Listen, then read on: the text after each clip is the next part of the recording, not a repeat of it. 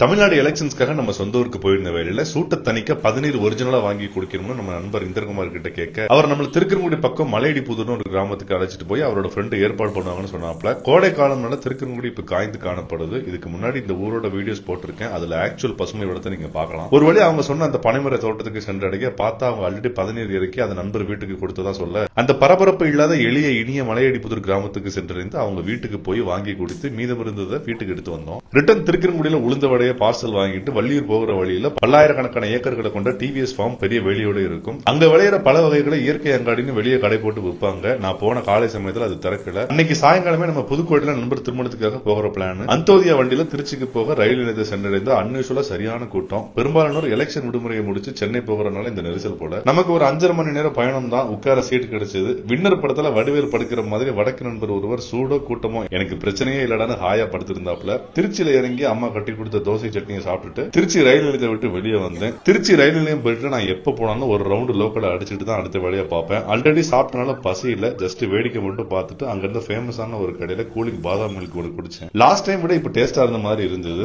அங்க வெள்ளியங்கிரி மலை கொச்சியோடு இளைஞர்கள் போகிறத பார்த்தேன். 2022-23 நான் தொடர்ச்சியா இருமுறை மலையேறிய ஞாபகம். அதை பாக்குறப்போ அடுத்ததா பேருந்து பிடிச்சி நூற்றாண்டு கண்ட புதுக்கோட்டை நகராட்சி பேருந்து நிலையம் நம்மளை வரவேற்க அடுத்த வீடியோ புதுக்கோட்டை பற்றிய வீடியோ தான் நண்பர்களே. தொடர்ந்து இருப்பில் இருங்க. நன்றி, வணக்கம்.